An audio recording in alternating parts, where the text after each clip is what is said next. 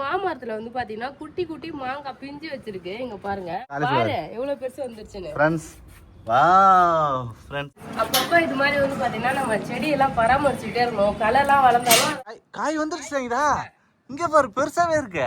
ராகி பூரண கொழுக்கட்டையும் ரெடி ஆகிடுச்சு, சாப்பிடலாம். செட்டிநாடுனாலே வந்து பாத்தீங்கன்னா மசாலா வறுத்து அரைச்சா சூப்பரா இருக்கும். செட்டிநாடு சிக்கன் கிரேவி ரெடி ஆகிடுச்சு, வேற லெவலா ரெடி ஆயிடுச்சு ஃப்ரெண்ட்ஸ். ஹாய் ஃப்ரெண்ட்ஸ், இன்னைக்கு ஒரு லஞ்ச் ரொட்டீன் vlog தான் பார்க்க போறோம். துணிலாம் துவைச்சு இருந்தேன் ஃப்ரெண்ட்ஸ், அது காஞ்சிடுச்சு. இதை எடுத்துட்டு போலாம்னு சொல்லிட்டு வந்தேன். இன்னொரு செட்டுமே வந்து பாத்தீங்கன்னா துணி துவைக்க போட்டு எடுத்துட்டு வந்தாச்சு. ஆமா, ஒரு வாரமா பிஸியா வெளியில அங்க இங்க போனதுனால துணி நிறைய சேர்ந்துருச்சு ஃப்ரெண்ட்ஸ். அதனால இன்னைக்கு பாரு மொத்தம் 3 செட்டு. ஒரு செட்டு காஞ்சிச்சு, அங்க ஒரு செட்டு காஞ்சிச்சு, 3ஆவது செட்டு இன்னொரு செட்டு துணி போட்டிருக்கேன் காஞ்சி. அது வந்து துவைச்சு முடிச்சோட காய வச்சிடலாம். ஓகே, துணி காய வச்சுட்டு அப்படியே வந்து லஞ்ச் போய் செய்யலாம் ஃப்ரெண்ட்ஸ். நேற்று வெளில போயிருந்தோமா, ஒரு ஹோட்டல்ல போய் சாப்பிட்டோம் ஃப்ரெண்ட்ஸ்.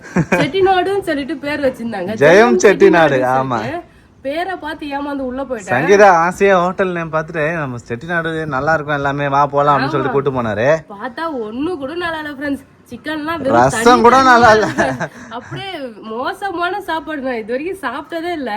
சரி, அந்த செட்டிநாடு பேரை கேட்டதுல இருந்து நேற்று சாப்பிட்டதுல இருந்தே வந்து பாத்தீங்கன்னா ரொம்ப வருத்தமாவே இருந்தது ஃப்ரெண்ட்ஸ். அதனால நீ வீட்லயே செஞ்சு சாப்பிடலாம் சொல்லிட்டு செட்டிநாடு சிக்கன் செய்ய போறியா? ஆமா, வீட்டுல செட்டிநாடு சிக்கன் செஞ்சுட்டு ரசம் வைக்கலாம் சொல்லிட்டு பிளான் பண்ணேன்.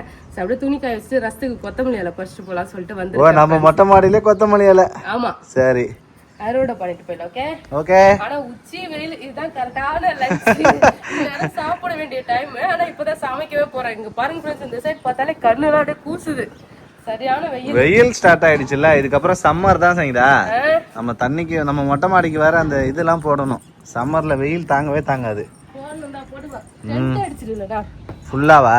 பச்சை கலர் டென்ட் அடிச்சிடலாமா? வெயிலுக்கு தாங்காம இருக்கான். போட்டுட்டா தர்பூசணிலாம் நல்லா காய் சூப்பரா வந்துரும். நம்ம தர்பூசணி வந்து பாத்தீங்கன்னா உண்மையாலுமே பிஞ்சு வச்சிருச்சு ஃப்ரெண்ட்ஸ். லாஸ்ட் டைம் ஒரு வீடியோல பூசணி காய வச்சு காட்டல, அதுல குட்டி பிஞ்சே வச்சிருச்சு. தர்பூசணி காய் காய்ச்சிச்சா? ஆமா, வெயில் வந்து படக்கூடாதுன்றதால ஒரு நெட்டு வந்து அடியில போட்டிருக்கோம். அடியில நெட்டு இருந்தது, அதை போட்டிருக்கோம். தர்பூசணி காயை காட்டுறோம் ஃப்ரெண்ட்ஸ், எவ்வளவு பெருசு இருக்குன்ட்டு பாருங்க ஃப்ரெண்ட்ஸ். இப்பதான் குட்டியா தர்பூசணி வருது, அதையும் நான் காட்ட போறேன் அப்படின்னு சொல்லிட்டு எடுத்து வந்து காட்டுறாரு சங்கீதா. அது மாதிரி எல்லா கொடியிலுமே இருக்கு தானே? இதுலயுமே பிஞ்சு இருக்கு, இந்த கொடியிலுமே இது வரும். பிஞ்சுலாம் அழகா நெட்ல வந்து படுத்துச்சு பாரு, சூப்பரா. ஆமா, எல்லாமே நெட்ல வந்துருது, சூப்பரா காய் காய்க்கும். எப்படி தர்பூசணி பெருசா ஆச்சுன்னா பாத்துக்கலாம் ஃப்ரெண்ட்ஸ். ஆமா, வெயில் வந்து பார்த்தோன்னா அதிகமா வராம இருக்கிறதுக்கு அந்த கிரீன் இது வேணா அடிச்சிடலாம் நம்ம. ஆனா வெயில தானே வரும் தர்பூசணிலாம், வெயிலதான் வரும். எல்லாமே வதங்குது இல்ல, தண்ணி ஊத்திட்டே இருக்கணும் டெய்லி. காலைல ஒரு டைம், ஈவினிங் ஒரு டைம். பாவக்காய் தொட்டி வச்சு அது வேலை மணிக்கிட்டு நம்ம பந்தல் போட்டதுக்கு சூப்பரா பந்தல்ல பாவக்காய் வந்து தொங்குது. இங்க பாருங்க ஃப்ரெண்ட்ஸ், பாருங்க பாவக்காய் வந்து காய்ச்சிருச்சு. இந்த சைடு ஒரு பாவக்காய் காய்ச்சி, ரெண்டு பாவக்காய் தான் ஃப்ரெண்ட்ஸ் காய்ச்சிருக்கு. நல்லா பெருசு பெருசா காய்ச்சிருக்கு. என்னன்னு தெரியல, இந்த செடி வந்து மஞ்சளாவே ஆகிடுச்சு. அதுல இருந்து ஒரு 2 காய் காய்ச்சிருக்கு. காய்ச்சி வரைக்கும் நல்லது சொல்லி எடுத்துக்க வேண்டியதான். 2 பாவக்காய் இருக்கு ஃப்ரெண்ட்ஸ். ஒரு நாள் இதை நம்ம பறிச்சு குழம்பு வச்சு சாப்பிட வேண்டியதான். நல்ல பெருசு பெருசா தான் வருது. அப்புறம் நம்ம கத்திரிக்காய் வெறும் பூவா பூத்துக்கிட்டு இருக்கு. காய் வந்துருச்சுதா. இங்க பாரு பெருசாவே இருக்கு ஃப்ரெண்ட்ஸ். கத்திரிக்காய் இப்ப திடீர்னு பாக்குறேன் காய் இருக்கு, வெறும் பூ மட்டும் தான் இருந்தது. பரவாயில்ல ஃப்ரெண்ட்ஸ். கத்திரிக்காய் குட்டி குட்டியா இருக்கும் போதே காம்போடே உளுந்துருச்சு பேபி. அப்படியா? ஆமா, குண்டு குண்டா வந்து உளுந்துருச்சு. ஆனா இது பரவாயில்ல, இவ்வளவு பெரிய காய் வந்துருச்சு. நான் பார்க்கவே இல்லை, இது ஒளிஞ்சிட்டு இருந்தது ஃப்ரெண்ட்ஸ். கத்திரிக்காயுமே வந்துருது நம்ம வீட்ல. எல்லா செடியிலுமே காய் இருக்கு இப்போ. நம்ம கொத்தமல்லி அப்படியே ஒரு ரவுண்ட் பாத்துட்டு வந்துருமா என்னென்ன இருக்குன்னு? ஓகே. ஆனா டைம் ஆகுது அவனுக்கு. பரவாயில்லையா, சாப்பாடு வந்து ஆயிட்டா அப்புறம் மணி ஆயிடுச்சுன்னு சொன்னா பசி எடுக்க முடியல. நம்ம சீக்கிரமா அப்படியே பாத்துட்டேன். அதுக்கப்புறம் துணி காய வச்சுட்டு போலாம். போய் பாப்பா கூட்டிட்டு நம்ம சமைக்கிறது கரெக்டா இருக்கும். காஞ்சிச்சா? அது காஞ்சிருக்கும். நெக்ஸ்ட் நம்ம செடியில இருக்க அப்டேட்லாம் அப்படியே ஷார்ட்டா பார்த்தலாம். ஓகேவா? ஓகே. பீர்க்கங்க நல்லா கொடி ஏறிடுச்சு அழகா. ஆமா, நல்லா மேல வந்துருச்சு ஃப்ரெண்ட்ஸ் பீர்க்கங்க கொடி. தக்காளி எல்லாம் பழுக்க போகுது. ஆனா தக்காளி நம்ம அங்க பாரு திராட்சை செடி வச்சிருந்தோம்ல அதுல. ஆமா, கிளைய உடைச்சதுல அதுக்கு புதுசா ஒரு திராட்சை கொடி வருது. திராட்சை கொடியை நாங்க கட் பண்ணிட்டோம், வேர் மட்டும் விட்டு வச்சிருந்தோம். அதுல இருந்து மறுபடியும் கொடி 2 கொடி வந்துருச்சு பேபி. காலியானது திராட்சை கொடி வந்து பாத்தீங்கன்னா ஒரு கயிறு கட்டி இதுல பந்தல்ல ஏத்தி விட்டுறலாம், ஏறிடும். இங்க பாருங்க ஃப்ரெண்ட்ஸ், திராட்சை கொடி மட்டும் தனியா இருக்கு பாருங்க. தக்காளி எல்லாம் பழுக்க போகுதுன்னு நினைக்கிறேன். செய்த நல்லா பெருசாயிடுச்சு ஃப்ரெண்ட்ஸ். நம்ம தக்காளி செடியில நிறைய தக்காளி பழம் இருக்கு. அதுக்கப்புறம் இந்த முள்ளு கத்திரிக்காய் சொன்னல இதுலயுமே அதுமே பூ நிறைய பூ வச்சுச்சு. இது வந்து டார்க் கலரா இருக்கல பேபி, இது டார்க் கலர். ஆமா, இது வந்து அப்படியே லைட் கலரா வருது இந்த பூ. அதான் முள்ளு கத்திரிக்காய். ஆமா, முள்ளு கத்திரிக்காய். அப்புறம் இந்த தக்காளி செடி எல்லாம் பிஞ்சு வச்சிருச்சு பேபி. பார்த்து விட்டு நட்ட தக்காளி செடி ஃப்ரெண்ட்ஸ். இதுலயுமே தக்காளி காய்க்க ஆரம்பிச்சிச்சு. அப்புறம் முக்கியமா பச்சை மிளகா தான் பேபி. பச்சை மிளகா நிறைய காய்ச்சிருச்சா? காய் இங்க பாருங்க ஃப்ரெண்ட்ஸ், பச்சை மிளகா நம்ம செடியில நிறைய காய் இருக்கு. இங்க பாருங்க, ஃபுல்லா அடி ஃபுல்லா தெரியும் உங்களுக்கு. தெரியுதா ஃப்ரெண்ட்ஸ்? பச்சை மிளகா நிறைய காய் வச்சிருக்கு. அதை நாங்க பறிக்கும் போது அறுவடை வீடியோல காட்டுறோம் ஃப்ரெண்ட்ஸ். பெருசா ஆகுமா சங்கீதா? என்னது பெருசா காலிஃப்ளவர் எவ்வளவு பெருசா வந்துருச்சுன்னு ஃப்ரெண்ட்ஸ். வாவ் ஃப்ரெண்ட்ஸ், நம்ம வீட்ல காலிஃப்ளவர் எவ்வளவு பெருசா வந்துருச்சு பாருங்க. இப்ப எல்லா செடியிலுமே பெருசா ஆயிட்டு இருக்கு போல இருக்கே. ஆமா, எல்லா செடியிலயும் காலிஃப்ளவர் நல்லா பெருசா ஆயிட்டு இருக்கு ஃப்ரெண்ட்ஸ். அப்புறம் நெக்ஸ்ட் மாமரத்துல வந்து பாத்தீங்கன்னா குட்டி குட்டி மாங்காய் பிஞ்சு வச்சிருக்கு. இங்க பாருங்க, ஆனா அதான் நிக்குமான்னு தெரியல ஃப்ரெண்ட்ஸ். இங்க பாருங்க ஃப்ரெண்ட்ஸ், குட்டி குட்டியா எல்லா பூவுமே கொட்டிக்கிச்சு. எல்லா பூவும் கொட்டிடுச்சு, ஒன்னு ரெண்டு இருக்கு. அது காயா மாமரத்துக்கு வந்து தண்ணி ஊத்திட்டே இருக்க கூடாது. பூ வச்ச பிறகு தண்ணி ஊத்துறத நிப்பாட்டினா காய் வந்து காய்க்கும் அப்படின்னு சொல்லிட்டு வீடியோல பார்த்தேன். ஆனா நாங்க நிறைய தண்ணி ஊத்திட்டுமா எல்லா பூ கொட்டிக்கிச்சு. துளிர் நிறைய மறுபடியும் துளிர் வர ஆரம்பிச்சிச்சு ஃப்ரெண்ட்ஸ். மாமரம் ஃபுல்லாவே துளிர் வருது. தண்ணி நிறைய தண்ணி ஊத்தவே அது மாதிரி ஆயிடுச்சு. காய் காய்க்குமா தெரியல, பாப்போம். அட்லீஸ்ட் வச்சதுக்காக இந்த ஒரு கொத்து பூவுக்கு ஒரு காய் காய்ச்சா கூட நான் ரொம்ப சந்தோஷப்படுவேன். பார்க்கலாம், ஒன்னு ரெண்டு பிஞ்சு இருக்கு, காய்க்குமான்றத பாப்போம் ஃப்ரெண்ட்ஸ். முத்துதானன்னு தெரியல, பார்க்கலாம். ஓகேவா? ஓகே. சரி, அவரைக்காய் இருக்கு, அவரைக்காய் வெண்டைக்காய் பறிச்சுக்கலாம். ஓகே. இது என்ன பச்சை கலர் இலை இருக்கிறதுனால எது அவரைக்காய் எது இலைன்னே தெரியல. அதே மாதிரி இந்த பக்கம் ஒரு நல்ல பெரிய அவரைக்காய் இருக்குது பாரு. அதே பாரு, அதான் கையில் பட்டுச்சு பாரு. எவ்வளவு பறிச்சாலும் வந்துகிட்டே தான் இருக்கு ஃப்ரெண்ட்ஸ். இலையில தெரிய மாட்டேங்குது. நிறைய அவரைக்காய் இருக்கு. ஆமா, சரி வா வா.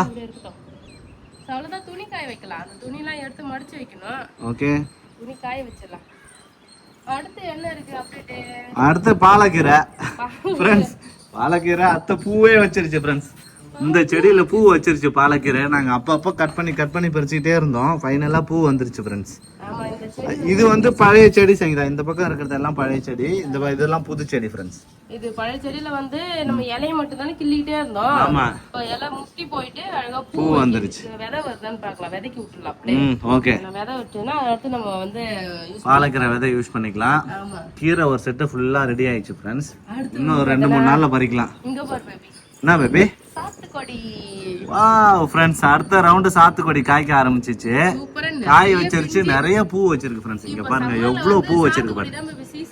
அப்படியா? நிறைய பூ வச்சிருக்கு ஃப்ரெண்ட்ஸ் நம்ம சாத்துக்குடி மரம். லெமனும் நல்லா துளிர் விட்டு வந்திருக்கு. லெமனு காய் வருமானத்துல பூ வச்சு காய் வச்சா சூப்பரா இருக்கும் அது. அப்புறம் இந்த குட்டி குரோ பேக்ல இங்க பாருங்க அழகா வந்து காலிஃப்ளவர் பூ வச்சிருச்சு. எல்லாத்துலயும் பூ வச்சிருச்சு. ஆமா, இந்த சைடு எல்லாத்துலயும். அவ்வளவுதான் ஃப்ரெண்ட்ஸ் அப்டேட். துணி காய வச்சுட்டு கீழே போலாம், டைம் ஆயிடுச்சு. சங்கீதா, ஏன் எல்லா செடியும் வெட்டிக்கிட்டு இருக்க? எல்லா செடியும் வந்து சின்னதுல பூ பூத்துருச்சு பேபி. பூத்துருச்சு. ஓகே. சோ வெட்டி விட்டா வந்து இலை வரும்ல சைடுல, அதனால எல்லாத்தையும் வெட்டறேன் ஃப்ரெண்ட்ஸ். எல்லா காசரை கீரையும் வெட்டிக்கிட்டு இருக்காரு சங்கீதா. காசரை கீரையா? எல்லா கீரையும் பாரு, காசரை கீரை, அப்புறம் வந்து மருதாணி, ரோஜா செடி எல்லாத்தையும் கட் பண்ணி. ரோஜாவும் வெட்டிட்டியா? ஆமா, இங்க பாரு. ஓகே. ரோஸ்ல மொட்டை கட் பண்ணி ஒரு பூ பூத்துறாங்க. பூ ஒண்ணு கட் பண்ணி வச்சிரம்ப பாருங்க ஃப்ரெண்ட்ஸ். இப்போ நம்ம செடியில பூத்த ரோசா எல்லாமே ட்ரிம் பண்ணிட்டேன். ட்ரிம் பண்ணாதான் சைடு கிளை நிறைய வரும். சைடு கிளை வந்து அதுல வந்து நிறைய பூ இலை நிறைய வரும்போது நமக்கு பெனிஃபிட் தானே. அப்படியே வச்சா எல்லாம் வதங்கி தான் போகுதுங்க. ரோஜா செடி எல்லாத்தையும் கட் பண்ணிட்டேன் நானு. எல்லாத்தையும் கட் பண்ணிட்டு இருக்கேன் ஃப்ரெண்ட்ஸ். இந்த செடி கீரை பாரு எவ்வளவு அழகா நுனியில தனித்தனியா சைடுல கிளை வந்து புதுசா வந்து வருது இல்லையா? கட் பண்ணி விட்டா வளரும். கட் பண்ணி விட்டா அது மாதிரி வளரும். சரி, அதனால எல்லாத்தையும் புடிச்சு கட் பண்ணி விடு. பண்றேன். எல்லாத்துலயும் சின்னதுல பூ வச்சிருச்சு பேபி. அப்பப்ப இது மாதிரி வந்து பாத்தீங்கன்னா நம்ம செடி எல்லாம் பராமரிச்சுட்டே இருக்கணும். களை எல்லாம் வளர்ந்தாலும் அதெல்லாம் புடிங்கி போடாதான் நல்லாவே இருக்கும். நான் தான் அடிக்கடிக்க மாடி தோட்டம் பாத்துக்கிட்டே இருப்பேன். பராமரிச்சுக்கிட்டே இருப்பியா? சரி. கீழே எல்லாம் கலர் ஆயிடுச்சு, எல்லாம் சமைக்கலாம். பழுத்துருச்சு ஒரு மாதிரி, பூச்சி வந்த மாதிரி, அதெல்லாம் வெட்டிட்டேன் எல்லாமே. அவ்வளவுதான் ஃப்ரெண்ட்ஸ். சூப்பரா வந்து பாத்தீங்கன்னா நம்ம மாடி தோட்டத்துல காய் பூ சொல்லிட்டு வேற நல்லா இருக்கு. குண்டு மல்லியுமே வந்து பாத்தீங்கன்னா பூ பூக்கும். இப்ப சீசன் வரும்ல, மே மாசம், அதுவுமே நல்லா தளர்ச்சி இருக்கு. இலை வந்து நல்லா இருக்கு. சோ அவ்வளவுதான், எல்லாம் துணி துவைச்சு வச்சு போய் மடிச்சு வச்சுட்டு சமையல் பண்ணலாம். ஓகே சங்கீதா, என்ன அழுவுற பழகுதா? வெங்காயம் வெட்டுறேன். ஃப்ரெண்ட்ஸ் ஆனந்த கண்ணீரோட சமைக்கிறான். ஆனந்த கண்ணீரோட சமைக்கிறேன். ஆமா ஃப்ரெண்ட்ஸ் சமைக்க ஆரம்பிச்சாச்சு. நான் போய் ஸ்கூலுக்கு போயிட்டு ஜஷிதாவும் கூட்டின்னு வந்துட்டேன். இன்னும் ஒரு 1/2 மணி நேரத்துக்குள்ள உனக்கு சாப்பாடு ரெடி ஆயிடும் பேபி. Okay okay. சிக்கன்லாம் க்ளீன் பண்ணிட்டியா? சிக்கன்லாம் க்ளீன் பண்ணி வச்சிட்டேன். தேவையான மசாலாலாம் எடுத்து வச்சிட்டேன். இதை வறுத்து அரைச்சிட்டு இதை வதக்கி அப்படியே குழம்பு வச்சிட வேண்டியதான். Super. Chettinad style chicken gravy. குழம்பு வைக்கிறதுக்கு வெங்காயம் தக்காளி இஞ்சி பூண்டு பேஸ்ட்டுக்கு எல்லாமே ரெடி பண்ணி வச்சுட்டேன். இப்போ நம்ம மசாலா வந்து வறுத்து அரைச்சிக்கலாம். செட்டிநாடுனாலே வந்து பாத்தீங்கன்னா மசாலா வறுத்து அரைச்சா சூப்பரா இருக்கும். தேங்காய் பாத்தியா பேபி நம்ம உடைக்கவே இல்லை. இன்னும் தேங்காய் ரெடி பண்ணவே இல்லை. முக்கியமானது அதான். நம்ம இது ஃபர்ஸ்ட் வறுத்து எடுத்துக்கலாம் மசாலா அரைக்கிறதுக்கு. ஓகேவா?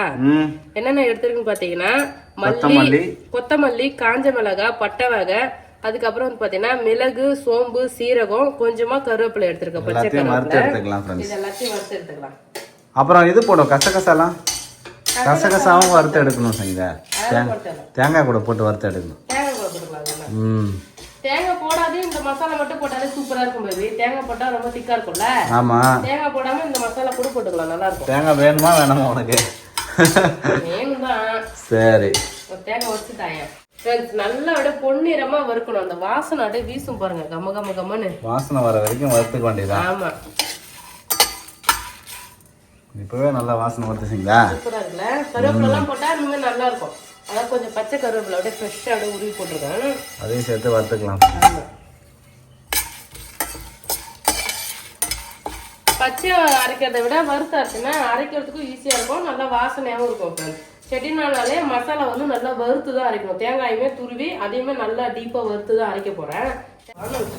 சரியான சூடு போல இருக்கு வானல்.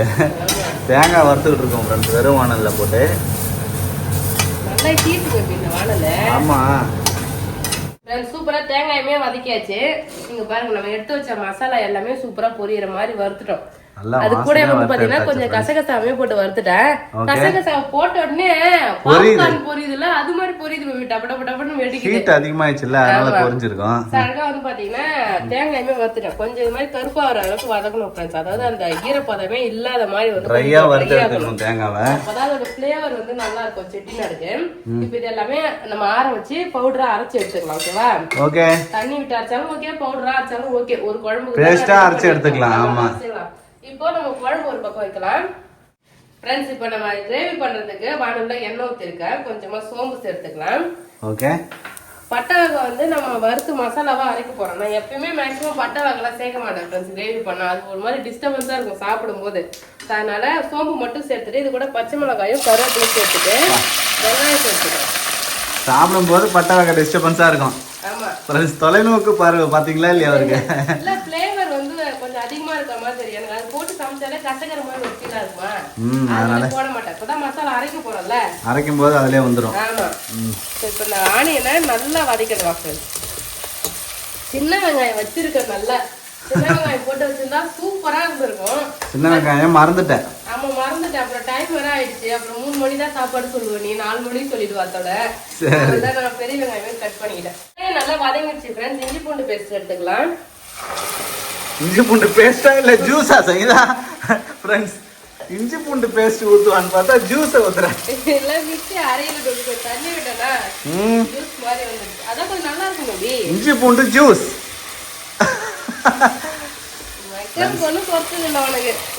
இஞ்சி பூண்டு பேஸ்ட் ஊத்துட்டோம்னா தண்ணி எல்லாம் ட்ரை ஆயிட்டு பேஸ்டா மாறிட்டு போகுது பேபி.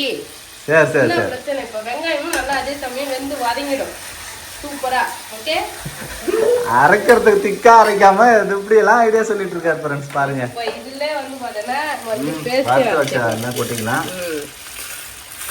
காரத்துக்கு அந்த மாதிரி மிளகாய் வந்து போட்டுக்கலாம் ஃப்ரெண்ட்ஸ். ஏன்னா எக்ஸ்ட்ரா மிளகாய் தூள்லாம் எதுவுமே சேர்க்க போறதே கிடையாது. இந்த மிளகாய் மட்டும் தான் நான் சேர்க்கிறேனே. தேங்காய் போட்டு அரைச்சிக்கலாம். ஃபர்ஸ்ட் அரைச்சிட்டு அதுக்கப்புறம் கடைசியாக போட்டு தேங்காய் துண்டு அரைஞ்சிருமா? சூரப்பா இன்னும் கை சுட்டினாரு. இஞ்சி பூண்டு பேஸ்ட்டும் நல்லா வதங்கிடுச்சு ஃப்ரெண்ட்ஸ். இப்போ தக்காளி சேர்த்துக்கிறேன். தக்காளி பழம் தக்காளி சேர்த்துட்டு அப்படியே தக்காளி வதங்கணும். தக்காளி பழம் வதங்கக்கூடயே நம்ம அரைச்சி வச்சிருக்க மசாலாவையும் சேர்த்துக்கலாம். மசாலா சேர்த்துட்டு இந்த மசாலா கொஞ்சம் திக்காகிற மாதிரி வதக்கிடலாம். நான் வந்து மிக்சியில போட்டு அரைச்சிருக்கணும். இது வந்து பிளண்டர். இது பிளண்டர்ல போட்டு அரைச்சு வச்சுட்டேன். தண்ணி ஊத்தி அரைச்சிட்டேன். அது ஒண்ணும் பிரச்சனை இல்ல, நல்லா சாஃப்டா அரைஞ்சா சரிதான். சூப்பரா இருக்கு பாருங்க பாக்க. நல்லா கிரேவி. ஆமா, செட்டிநாடு ஸ்டைல்னா இந்த மாதிரி நல்லா ஒரு பிரவுன் கலர் மாதிரி வரும். திக்கான பிரவுன் கலர் வரணும் ஃப்ரெண்ட்ஸ். சாப்பிட நல்லா டேஸ்டா இருக்கும் ஃப்ரெண்ட்ஸ். இங்க பாருங்க மசாலா எப்படி இருக்குன்னு, வறுத்து அரைச்ச மசாலா சேர்த்தா பரோட்டா குருமா மாதிரி வருதா? பரோட்டா சால்னா இருக்குன்ற மாதிரி இருக்கியா? பரோட்டா சால்னாவுக்கு கொஞ்சம் புதினா இலைலாம் போட்டு தண்ணிய வச்சா பரோட்டா சால்னா. இப்போ நம்ம வீட்டுல அரைச்ச மசாலா நல்லா வாசனையா சாப்பிட வேண்டியதான். சரி, மீன் பரோட்டா பண்ணி தண்ணிட்டுக்கு தொட்டு சாப்பிடலாம். ஓகே. செட்டிநாடு கிரேவி வச்சு பரோட்டா சாப்பிட்டா சூப்பரா இருக்கும் பேபி. சப்பாத்தி, பரோட்டா, இட்லி, தோசை, சாதம் எல்லாத்துக்குமே இது சைட் டிஷ்ஷா யூஸ் பண்ணிக்கலாம் நம்ம. ஃப்ரெண்ட்ஸ் வேற லெவலா வந்து மசாலா ரெடி ஆயிட்டு இருக்கு. சிக்கன் போட செஞ்சதா இது கூட சேர்ந்து வேகட்டும். கொஞ்ச நேரம் இது வதங்கி சுருண்டு வரட்டும், அதுக்கப்புறமா சிக்கன் சேர்த்துக்கலாம். ஓகே. மசாலாலாம் அப்படியே சூப்பரா திக்காகி எண்ணெய் பிரிஞ்சு மேல வந்துருச்சு பாருங்க ஃப்ரெண்ட்ஸ். வாசனை இப்பவே பயங்கரமா வருது ஃப்ரெண்ட்ஸ். அழகா மசாலா வதங்கின பிறகு இதுல சிக்கன் சேர்த்துக்கலாம். க்ளீன் பண்ணி வச்சிருக்க சிக்கன் சேர்த்துக்கிறேன்.